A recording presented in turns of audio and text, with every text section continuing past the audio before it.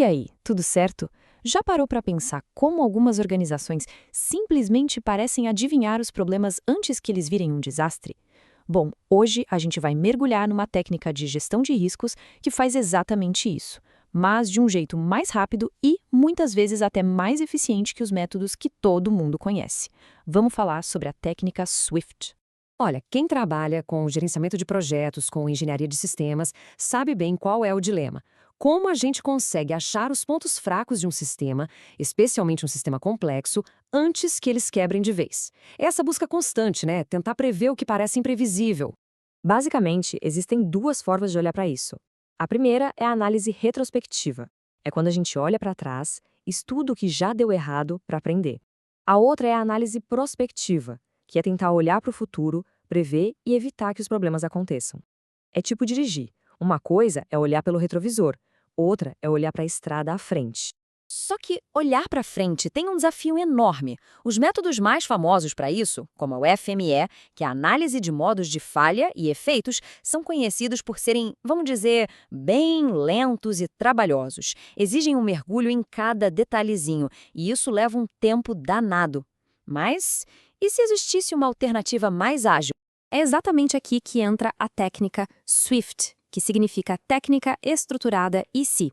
Ela foi pensada justamente para isso, para ser uma alternativa rápida que dá uma visão mais ampla, mais panorâmica dos riscos de um sistema. O coração do SWIFT é o que a gente chama de brainstorming estruturado. Não é só juntar uma galera numa sala e perguntar e se de qualquer jeito.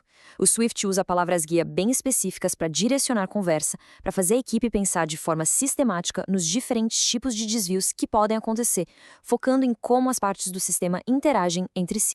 Para entender bem a diferença, tem uma analogia que é perfeita. Pensa assim, o FME é como um microscópio. Ele vai lá e olha cada componente minúsculo, com o máximo de detalhe. Já o SWIFT, bom, o SWIFT é como uma lupa. Ele dá um passo para trás para a gente conseguir enxergar o todo, ver como as peças se encaixam e interagem. Tá, mas na prática, como é que essas duas ferramentas se comparam? É só uma questão de uma ser mais rápida e a outra mais profunda? Ou tem mais coisa aí? Vamos ver. Quando a gente coloca lado a lado, as diferenças ficam bem claras. O SWIFT, que é a nossa lupa, tem essa abordagem de alto nível focada no sistema, nos processos. Já o FEMEA, o nosso microscópio, vai fundo, de baixo para cima, analisando cada modo de falha de cada componente. O resultado, claro, é uma análise muito mais detalhada. E talvez a vantagem mais óbvia do SWIFT seja a velocidade. Estudos mostram que uma análise SWIFT pode ser feita em até 1/3 do tempo de uma análise super detalhada como o FMA. Em projetos com prazo apertado, economizar todo esse tempo faz uma diferença gigantesca. Aí a gente pensa, de forma bem intuitiva, ok, se é mais rápido é porque é menos completo. Parece lógico, né? Uma troca simples, velocidade por profundidade. Acontece que a realidade, quando a gente olha os dados, é bem mais interessante do que isso. Olha que curioso! Em um estudo onde aplicaram as duas técnicas, SWIFT e FMA, no mesmíssimo sistema, os resultados foram de cair o queixo. Mais da metade dos riscos que cada método encontrou era exclusiva. Ou seja, a outra técnica simplesmente não pegou. E isso nos leva a uma conclusão que é, fundamental. A lupa e o microscópio não estão só vendo a mesma coisa com níveis de zoom diferentes. Não, eles estão revelando tipos de riscos completamente distintos. O SWIFT é ótimo para achar falhas de sistema, de interação entre as partes, enquanto o FMA é imbatível para achar falhas em componentes específicos. Ok, a gente já entendeu a ideia, mas como é que funciona uma sessão de SWIFT na prática? Vamos dar uma olhada no processo? O processo todo tem 4 fases bem definidas. Começa com a preparação, que é juntar a equipe certa, com gente de várias áreas, e definir direitinho o que vai ser analisado. Depois vem a fase principal, que é o brainstorming estruturado. É daí que saem os riscos, que depois são avaliados, para finalmente a gente criar os planos de ação. É aqui que a mágica acontece com as palavras-guia.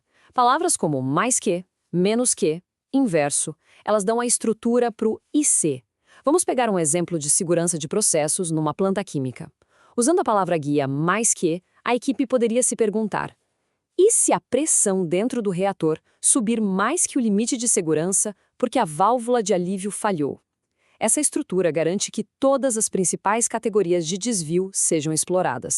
E tudo isso que a gente conversou nos leva para a grande lição, o ponto mais importante dessa comparação toda. A verdade é que não existe uma ferramenta mágica, uma bala de prata para análise de risco. Nenhuma delas, sozinha, consegue dar a imagem completa. Cada uma é uma lente diferente, que revela uma parte única desse quebra-cabeça complexo que é o risco. Então, a abordagem mais inteligente não é ficar brigando para escolher entre Swift ou FMA, é usar os dois de forma complementar.